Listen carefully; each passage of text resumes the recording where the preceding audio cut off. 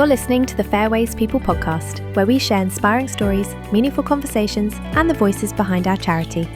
Each episode offers a closer look at the people and passion that drive us. Hosted by Fairways Managing Director, Gareth Webb. Hello everyone, so welcome to another Fairways People podcast. So I'm Gareth Webb, the Managing Director of Fairways. I'm here again in my podcast studio, broom cupboard. It's like the Antarctica here. I think the air conditioning's on full blast, but I'm sorry about that to our guest today. But again, we've had lots of emails and positive feedback so far about the podcast, some comments, really good comments about really getting to know some of the key people and their why and actually their backgrounds and how they become to work at Fairways. So thank you. So for our podcast today, we have the one and only Matthew Collins, our Director of Quality and Governance. Welcome, Matt. Hello, thanks for having me. How are you? You all right? I'm cold, mate. It's freezing, isn't it? Oh, well, we found some old coats here in the cupboard to warm us up. I'm well and I'm excited. This has been great listening to the podcast. So, Matt, let's just give a bit of a summary of your career to Fairways. So you've been with us for just over 12 years, is that right? Yep. Yeah, okay. And you've had a fantastic career with Fairways.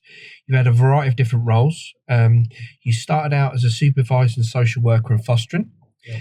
Then you progressed on to being the employee relations manager for Fairways, which you looked at. I think you originally set up the employee committee, and the different types of employee champions.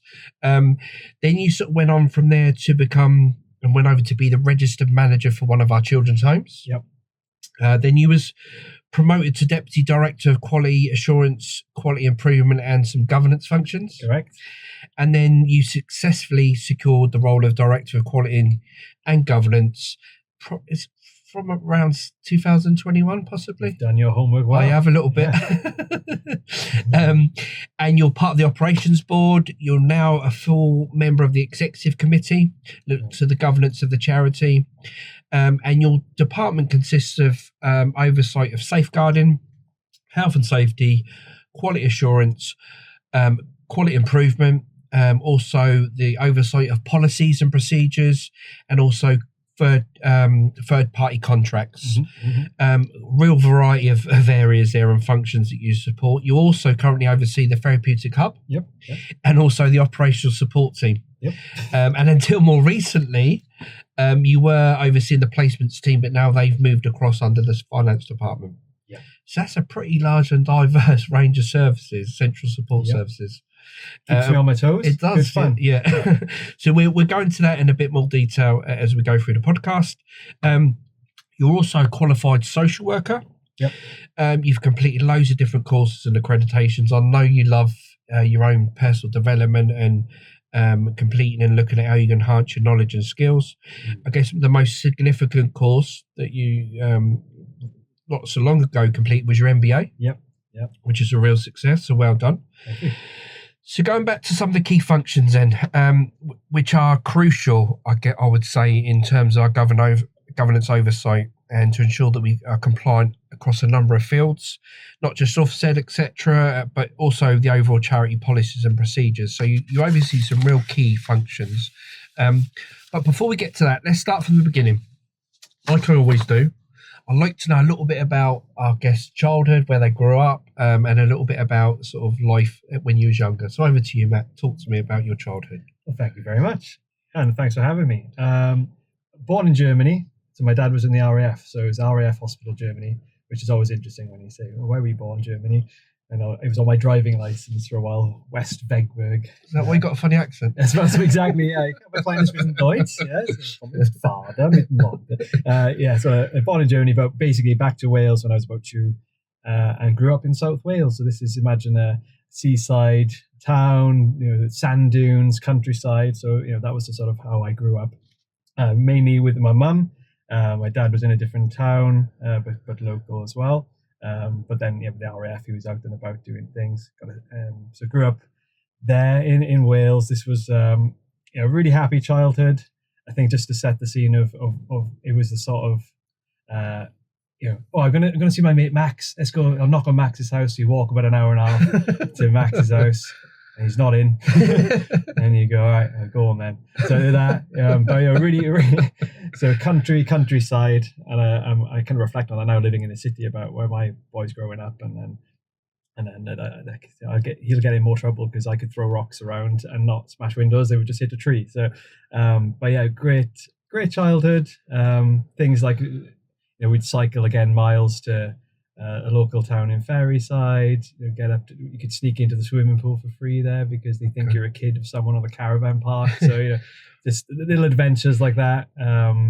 Just a good time growing up. So that was in Buryport, South Wales. And then I moved sort of when I was 12, 13 to Kidwelly, a neighbouring town, which is like a rugby nemesis. So the dynamic of having a foot in each camp there. But you're a true Welshman. You play rugby. You have to. You get kicked out. Yeah, you have to. Kicked out of Wales. Yeah. So I loved rugby. But I went back after like a summer holidays, went back to the club, and I could see people sort of waiting to go in, and everyone seemed to have grown like 2 foot taller and all had beards. So I thought, and I hadn't grown 2 foot taller, I had a beard, and I thought this is going to hurt more than it did. So I thought, I mean, guitar. I really like guitar. Maybe I'll focus on the music. So I think growing up was very much rugby for a while because you have to. And then I got into my music, and I was playing guitars in bands and all of that. So that was a big passion, and there still is. I love my music. So that was I recall a picture of seeing you in a band. You had extremely long hair. Had the long hair, probably didn't wash enough, hair metal, prog rock, proper metalhead basically. Brilliant. Yeah, there are some embarrassing photos out there. So my geography is not the best. So South Wales, obviously we got services in Brecon. Bottom of Wales, south, yeah. Is that near? Is that near Brecon or anywhere like our services? Not far off. No. Yeah, it's like 45 minutes from Ammerford, where my dad is, to our sites in Wales and Brecons, about an hour and a bit. So not far. Not really that far. Did you get to go back there much? Or? Yeah, not as much as I'd like to. But see the family, like Christmas and things like that. Yeah. Wales is great, and obviously the accent. As soon as you go over the bridge, you start speaking with a little bit more of a Welsh accent. Yeah, kind of like drinking a pint of Welsh. So it's watered down a bit since that. But it tops up every so often when I go and visit. Cool. So did you have that conventional? Did you go to college, university? What was? Oh yeah. So college. I went to college. Again, that was music. So A level in music tech, and I did psychology sort of on the side because you kind of do 3. So what sent me on the journey was I kind of after college, before I knew I wanted to go to university, but so to buy myself some time, wanted to earn some money, got a job in a supermarket, and then also with Bernardo's. The Bernardo's charity, and that's where I did some work with young carers and domiciliary care for an autistic child, and obviously make it up as you go along. But that opened my eyes really to that type of the needs that are out there and the kids that are out there, and actually like the heroes that are out there doing, the young carers, for example, they're looking after their parents, administering their drugs for them, or doing the shopping and all that stuff. So that really opened my eyes to that world. And you learn a lot. So I remember I was sort of on a trip to a theme park, and I was sat next to one of the young people who were very literal minded, with the autism, and I was engaging, and I was showing some magic tricks, and I was making a coin disappear as you do, and it's gone through the window, where's it gone? Oh, here it is again. Oh, it's gone in the chair, here it is. It's gone into your head. So don't do that. So we promptly removed the coin from the head with magic, and don't do that. I've learned valuable lessons about literal thinkers, and to convince him there wasn't a coin in his brain. But that really opened my eyes, and I think, like Mac was talking about, I'm getting paid to have fun here, and I'd go to a youth club with the young carers, and sort of they'd flock around me because I was silly, and I would run around with them, and I was probably as childish as them. So I thought, this is good stuff. And then I knew someone whose older sister was a social worker, so I was like, okay, that seems to be a profession that links to this sort of stuff. So that kind of sent me on the path, really. I clearly didn't read enough papers or watch enough EastEnders to realise that social workers are horrible, you shouldn't be one, all of that.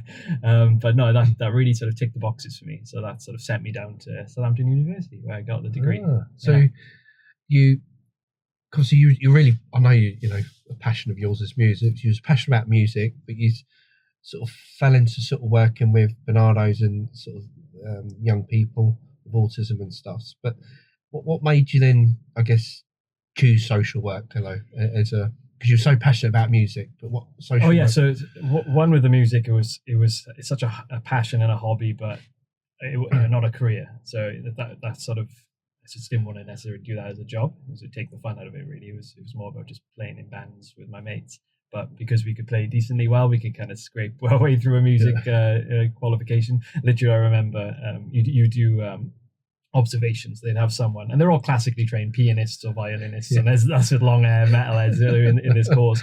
But the stuff we would play was grade 8, and if you put it out on, if you scored it out, it looks crazy. So we had all this stuff on our exam. We'd line up the music score, the papers there, showing all these notes that I had no idea what they were. I couldn't read a word, but every so often turn a page, and then do some guitar stuff, which we just knew, and then turn a page, and very good. So we managed to get by on it, but it wasn't about taking that as a career.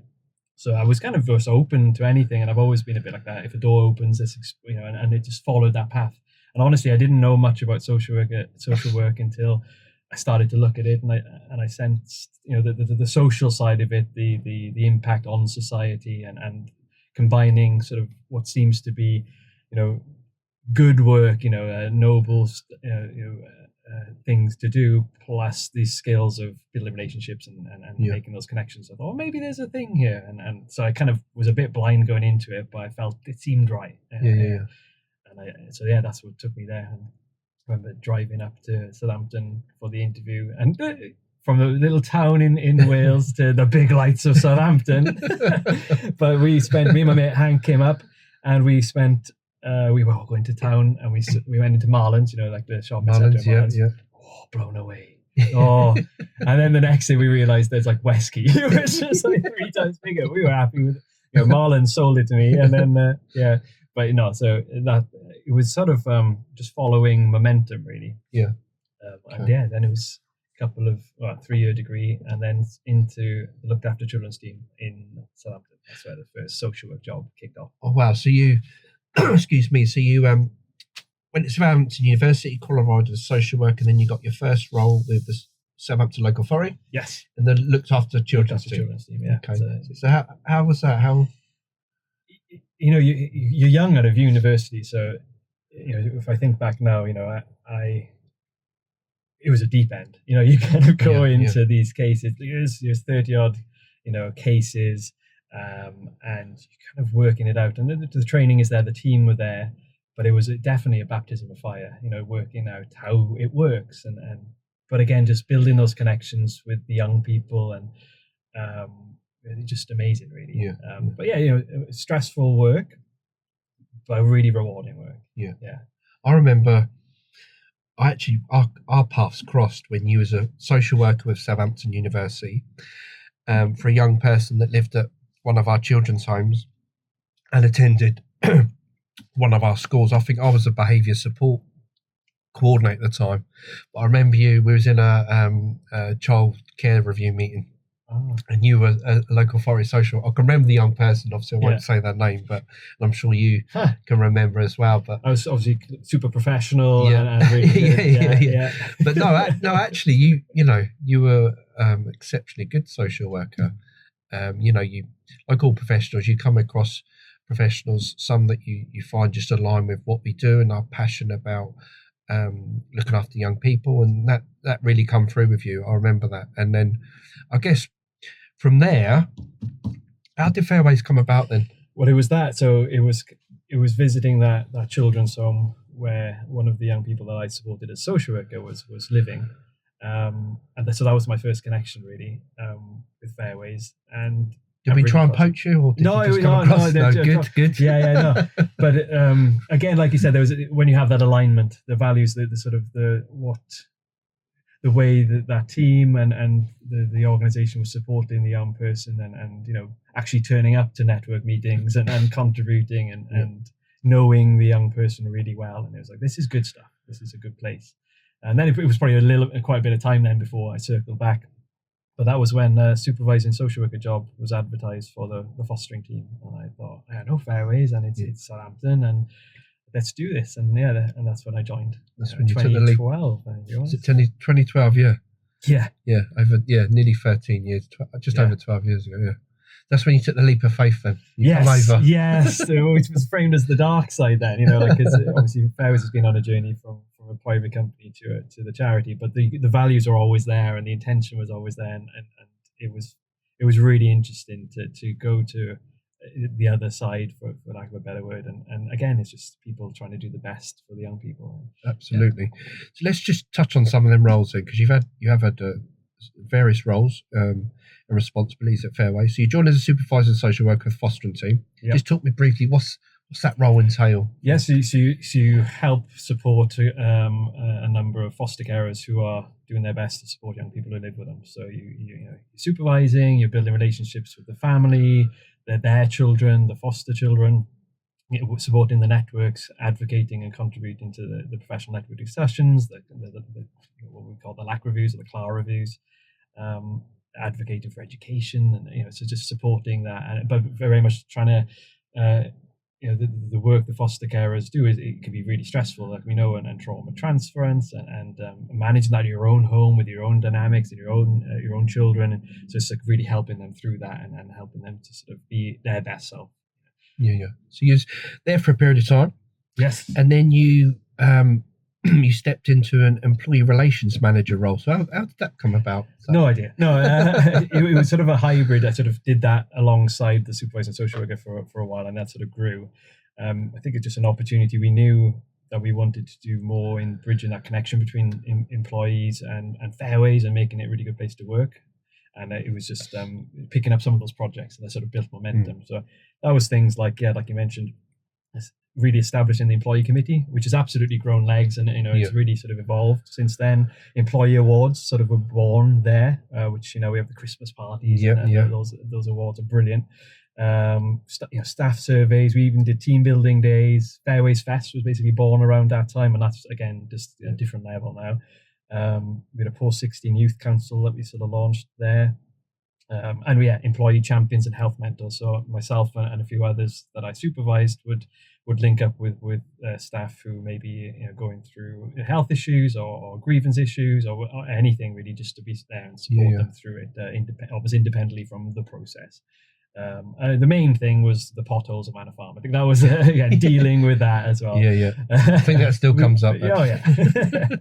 So brilliant. So I know you, like you say, you established a lot of them sort of forums in the early days to support staff and employees. So then you went on to be a registered manager of one of our children's homes. Yes. Jeez, how did that? That's like a complete shift again. Yeah, and to be fair, I mean, I've always... you held at gunpoint or what? Yeah. Well, Mac's very convincing, isn't he? He is very convincing, But no, it was an opportunity that came up, and obviously I was sort of interested, but I was supported.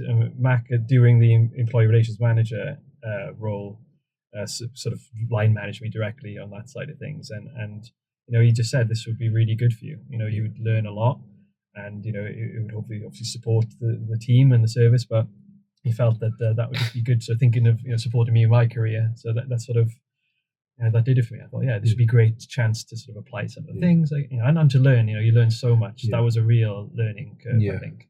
I know that it was a very challenging time anyway in terms of the home, and then it's a challenging, and a registered manager's role is a challenging role, and exceptionally, it's quite a unique role, and our managers work extremely hard. We've got some fantastic registered managers, but I know you learned a lot from that, didn't you?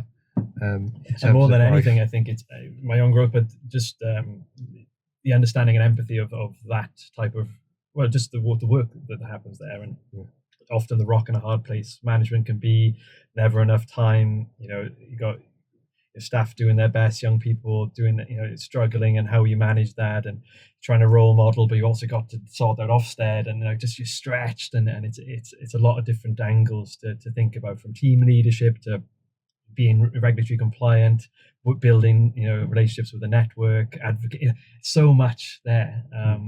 But really, really great work.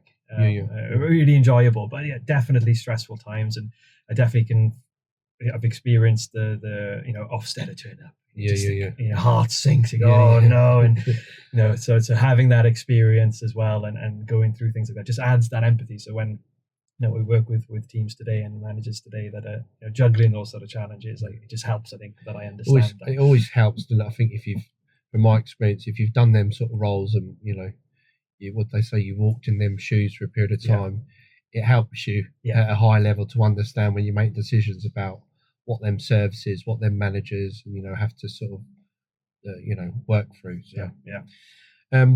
And then there was various changes in Fairways, and then you got a promotion really up into a deputy director of quality assurance, quality improvement, and some of our governance functions. Yes. So what did that? I know you've established a lot of them functions. So talk to me a little bit about. Yeah, so it's worth. So the birth of this idea of the quality and governance department. Again, Mac was driving this for a long time, and it's drawn on sort of the learning from NASA, which I think we do really well about. We're quite innovative here, right? And we'll take lessons from anywhere.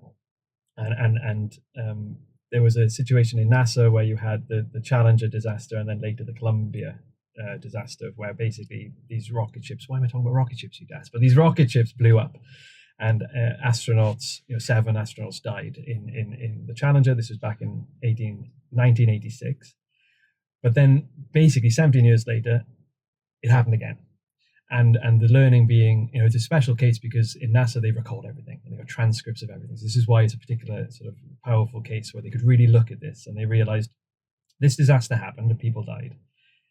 They learned lessons. They put, they made more robust risk assessments. They acknowledged there's some poor culture here where the pressure to launch superseded health and safety. And so they identified all this learning. They made all the changes, and they made the mistakes again. So they unlearned the lessons. So how do we not do that? So I'll talk about how I'm passionate about it being a learning organization, and this is, well, how do we do that, and how do we not unlearn things, and how do we continuously improve? So that was Mac's vision for needing a separate, sort of independent from operations assurance type function that can be that critical friend, and that can sort of keep an eye on things and give that feedback. And the learnings, so they had technical issues going back to NASA that they knew about, but didn't respond to because of operational pressures. There was a lack of robust safety protocols. There was pressure to meet deadlines, and there was a culture that discouraged sort of dissenting opinions. If you give bad feedback, it was discouraged. So they're minimizing concerns. So then we're like, how do we set Fairways up so we can separate, sort of be independent from operations, give that feedback, be committed to being a learning organization, and to be able to give feedback to avoid what they identified as this normalization of deviation from standards. So what are our standards, and how do we maintain them during times of stress, during times of pressure, and having that distinct separation from operations, is baked into the design of this department, so we can protect from that. And so that's sort of the birthplace vision that the Mac sort of set out on. And I also want that really fires me up. I was like, yes. And that's really important, isn't it? I'm very familiar with the model. We live and breathe it, and we've come up and embedded that. And I think it's so important that it is separate from operations. So there's none of them influences that you spoke about, or factors that may come into decision making. And you report directing to me, and it's like that third layer of reassurance and oversight to ensure really that our young people and our staff are safe every day when they come into work. Exactly. That's so important. Yeah. And we can get better every day. We can learn and learn and learn. Exactly that.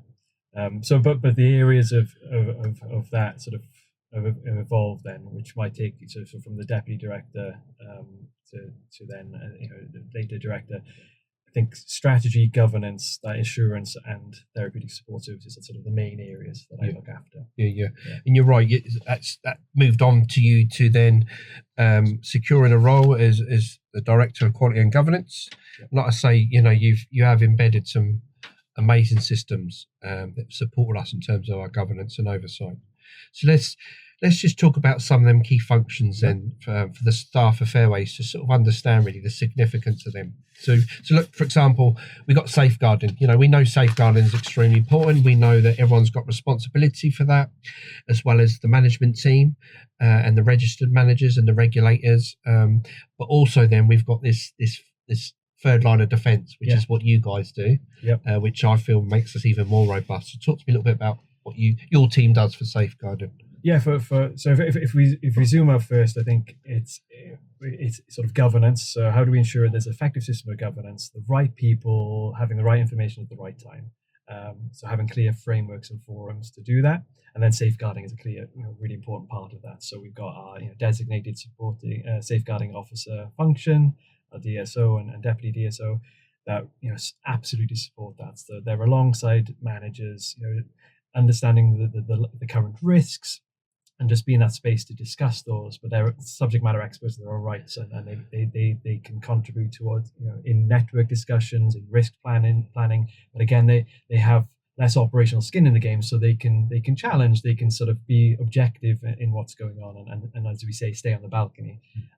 But yeah, that's delivering training, helping with risk assessment, sharing information. They're really committed to the working together principles. So advocating or encouraging or doing communication with networks and sharing what's going on with the people who need to know, so we can keep young people safe and build a clear picture across the networks about what's going on for a young person. So yeah, really important function and really good people doing that. Brilliant. Okay, so that's safeguarding. Yeah. Then another key function, which again, everyone's got responsibility as well as managers and regulators, but health and safety. Yes. Yeah, health and safety. So yeah, clearly clear standards that we need to be meeting, and this is about young people, our individuals, and our staff safety. So we've got our team there that are supporting managers, again, doing audits, supporting with assessments, training, and keeping everyone sort of upskilled and aware of latest best practices, keeping us compliant to regulatory training or new laws that might come out, and being that point of contact really for any questions and responding to any identified risks. And again, with all the work that they do through picking up reports from managers and being out there, feeds into our governance oversight, so we understand what's going on where, and that might identify any training needs or responses we need to do to mitigate risk. And kind of connected to that side of thing is the maintenance team as well, that actually do so much to keep things safe and keep our standards really high in the services. So quite a big effort in that side of the ship. Absolutely. And then the third function that is equally important is that quality assurance process, which captures lots of different, that one word, there's lots that sits beneath quality assurance, and the quality improvements and lessons learned and our policies, etc. So just a little bit of view about what your team does around quality assurance. Yeah, so basically having an established regular touch point of I guess audits or inspections, so we can again go in with objective eyes, that critical friend relationship, and against regulatory standards or any relevant standards, can just sort of provide that feedback to teams and managers to say how well it seems you're doing from an objective point of view in relation to different standards, gathering the wishes and feelings of young people, your risk management, leadership and management, all these different things. You just provide that feedback, and again, it's just driving continuous improvement. So there's often, it's validating for managers to go, yeah, I know that's something we're working on, and you're right. Or it's, I hadn't thought of that. That's a great point. And so we're continuously improving and sort of coming alongside teams to say, have you thought about this? And it's well positioned in that, because we go to our different teams, that ability to share, we just went over here and they're doing something really good that you're thinking of doing. So maybe you want to talk to them, so we can sort of build those connections and share best practice. Yeah, and that's really key. And I know that's really part of our values base, isn't it? We don't get we don't get it right all the time, but what we do, hold our heads up high and say that, but we will learn from our mistakes, and we will ensure that we improve and get better in what we do. And that's like you keep saying about being a learning organisation that we've all signed up to do, and that's really important. So you sit on the operations board as well, and also you sit on the executive committee, and also you liaise at times and support with trustee work and reports. So what's your function on the executive committee, would you say? I think I would summarize it as, I guess, helping provide that assurance that we have this effective system of governance, that what we're seeing, feeling, hearing out there is what that is. And mainly it's about, there's something about if we're confident that there's always going to be issues, there's always going to be risks to mitigate and manage. And I can help through the executive to say, and our teams know them, and our management are well aware of what's going on. They've got effective systems in place to identify risks and concerns, and they're jumping on it and mitigating them in an effective way. And the sort of this objective view to give assurance that is what's happening, and if there are areas for improvement, so flagging those up and working together on how we sort of move things forward. So I think it's about sort of giving that assurance that our governance is effective. Definitely. And providing updates on strategic developments and supporting that side of things as well. No, thanks, Matt. Thank you. You spoke a bit about your different roles, different functions, your role, and what you contribute towards Fairways and the importance of governance. But what's your why, Matt? What gets you out of bed in the mornings? Coffee. Yeah. No. My why, I think,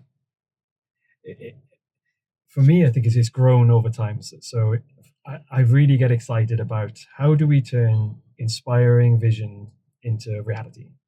And I think, that's why I've stuck around Fairways, because I think we have a really inspiring vision, and we're really, trying to have a really positive impact in the world. So making a difference is definitely, my why. And then, how can I help people turn vision into reality, particularly in a complex world? So how do you I'd love to be able to help people, teams, Fairways navigate complexity and realize what we're trying to achieve, because it's such a good mission and a good vision. So that's sort of my why. That's what gets you out of bed each day. Brilliant. So we got a 5-year strategy for the charity. We've got a 5-year breakthrough objectives. You're very close to that. You monitor a lot of that with your team. But can you just talk to me just briefly about what do you hope to achieve for your department in terms of the objectives over the next few years? Loads.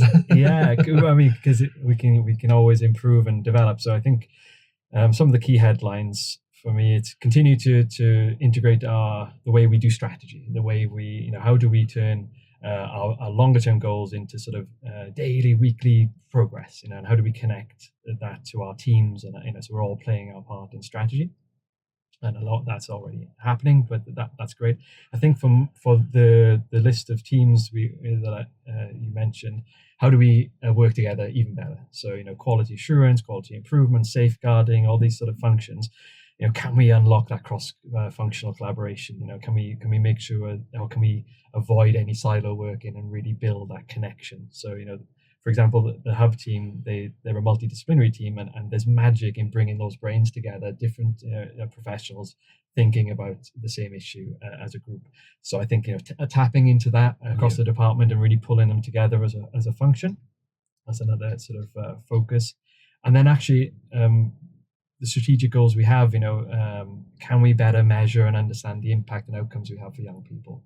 I think that's going to be really powerful. I think we know a lot, and we've got a lot of stories. We know we're having these impacts, but we say we want to make a difference, but let's find out exactly how much a difference we're making, and let's hear more from young people and individuals about the impact we have, because their voice is going to be critical to where can we improve and how can we get better. So I think those areas would be really important. 100%, yeah. Interesting. Thank you.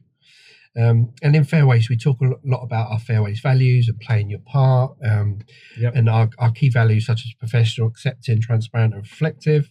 What's your core values? If you was to stick a rock, I always say this, at the seaside, and we cut you in half, what would be running? What's your core values that run through you?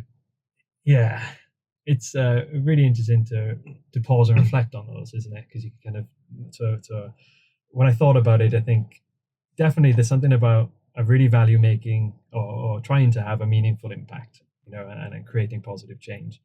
Clearly passionate about continuous improvement and learning, but yeah, some of the values, I think there's something about integrity. They say about how culture eats strategy for breakfast. So and I'm all about strategy. And I really love that. But it's the way we are with each other every day that creates the culture that allows us to achieve any goal or strategy. So I think integrity, so being true to and consistent in your values. I think that's really important to have integrity. Empathy, I think social work taught me to be, or the value of empathetic, and you've got pace and empathy is a huge part of that. So there are reasons why people do what they do or think what they think. So seek first and understand later. So try and understand all those perspectives, because again, there'll be things you've missed. There'll be biases and heuristics that make you think or jump to certain conclusions. And I think there's something about empathy and listening and respecting those other perspectives I think is really important to me. My dad always said, if you can't take a joke, you shouldn't have joined. So he's on about the RAF, and he probably had some crap jobs to do, and he was like, if you can't take a joke, you shouldn't have joined. But that's been a mantra for me forever. He sort of drilled that in, and I think that's turned to sort of, I guess it's being a happy stoic. It's having resilience in the face of a challenge, and like life's complex and hard enough without taking yourself too seriously, and have a bit of fun when we're doing the work we're doing, because well, why wouldn't we only live once. So I think there's something about not taking yourself too seriously and having some humility there, like get rid of the ego and just let's have fun. yeah That's important to me. And I do I've stolen these from Jocko Willink, who's a Navy SEAL. I think part of me, because my dad was in the RAF, my granddad was in the Navy, so I missed that. But I'm like, secretly, I'm a Navy SEAL. Obviously, I'm 6'4". You can't see this, guys, but I am massively muscly and huge. But you've sent me some of his podcasts. Yeah, as well, I think it's basically, we talk about innovation, learning from NASA. If you can, the frontline military stuff is life and death, and the lessons they learned, as they talk about, they've written in blood. And we have the same in social care. There's really important lessons, and they're it's a extreme situation. So it's really interesting to learn about what people learn in those contexts. And he talks about extreme ownership, and I love that idea. Sort of extreme ownership as a value. So kind of no excuses, don't blame other people. Always ask yourself, how did I or could I have contributed to this problem? And I think some examples, like if someone's not understanding something, just say that's my fault. I haven't explained it properly. If a team hasn't delivered to a deadline, maybe that's my fault. I clearly didn't articulate the priorities. And whether it's true or not, it doesn't matter. It's about setting that culture of, we don't point fingers, we don't blame. We think about what can we do to make that situation better, because that's the only thing we can control anyway. Yeah. So I think there's something about extreme ownership. I think that's a really good principle. And he talks about discipline equals freedom. So and this is, these are aspirations, not something I necessarily do every day, but trying to be disciplined in, even this is an example of, if you tidy up your clothes and wash them and put them away, you have the freedom to wear whatever clothes you want anytime. Yeah. So equally then, if we're, creating robust risk assessments, working hard as a team to understand them together, we're building contingencies, we're training hard, to be able to manage these things, gaining confidence, doing all that work, it gives us the freedom to take on way more, take on way more, to have more freedom to operate, build, trust and with the networks. So sort of having that discipline, doing the basics right, running good debriefs, getting communication locked in, doing the basics right makes you expert, makes you, really, and have more freedom in the end. You can take on more risk. So I think there's something about that. And again, all my clothes are dirty. That's my point, and I need to do some washing. But I think those things stick in with me. I think that's what, working with empathy, respecting others, sort of trying to operate with integrity, smile more, leave people a little bit happier than you found them. yeah, no, definitely. And I witness them traits in you at times. I just listening to you then talk about that extreme ownership. I think we all need to sort of think about that, and actually all of us take a bit of that and not point fingers and no excuses, no blaming others, and actually always reflect about actually what could I have done differently to make that outcome or decision or or conversation more positive, or how could I have supported that? So yeah, I like that. Brilliant. Yeah, really good. Okay, so last question for you, Matt. Yep. On my podcast, what I like to do is just finish off asking our guests really just like a bit more outside of work side. So here it goes. So with the current complexities and chaos in everyday life, we know this impacts on our own mental health and well-being. So my question to you is, what do you do to support your own well-being, and what do you recommend? Great question. So for me, when you can be truly present and focused on something 100%, it's a really powerful reset, for your well-being. And for me, there's nothing more, nothing that gets you focused more than having someone trying to break your arm or strangle you. So the jiu-jitsu basically, but that's been huge for me, because you have to be in the moment. And I think, there's many other things that do this, but for me, I found jiu-jitsu to be really great for that. It ticks a lot of boxes for me in that, continuous improvement, right? So you start and you're not very good, but you keep showing up. You discipline equals freedom, and the more you do, the better you get. But it's such a, there's camaraderie. There's it's just a good culture in the jiu-jitsu gym. But when you're rolling, which is the sparring side of it, you're present and you're not thinking about bills or deadlines, or you're there. Work. Work, or all that stress. You have to be present, and that's in its own way meditation. Mountain biking, I do a little bit, far from an expert, but there's something similar about when you're doing that, you can't think of anything else about other than the next turn. So I think those sort of activities, a bit of adrenaline, bit of excitement, but that keeps me, it makes me so present that I find that so good for my well-being. Then obviously I have to say my family, but it's true, a little boy, and he's just, he just absolutely fills up the bar when I need it. He's just great, and my wife, and just having adventures with them and seeing the world through his eyes, that's it's just great. Again, it takes you out of your own brain. And I love to read, play guitar, those sort of hobbies as well. But I would definitely recommend jiu-jitsu to anyone. It's great. Brilliant. What I really like about that is about being present. I think that's important. I think, again, it's probably all of us could take that advice about being present. Sometimes, we may be doing stuff, but actually our mind wanders off and we're thinking about other stuff. And you're right, that is so important. That how do we sort of try to do that more so? And family, of course, love for family. Well, thanks, Matt. I really appreciate your time. That's been really insightful. It's been really good to get to know more about you, especially being born in Germany. Yes, I didn't know that. Growing up in Wales, and a bit about your role and how you come to Fairway. So thank you very much for your time today, Matt. It's been an absolute pleasure. And we've warmed up. We have, yes. So, yeah. Okay, thank you everyone for listening. Goodbye.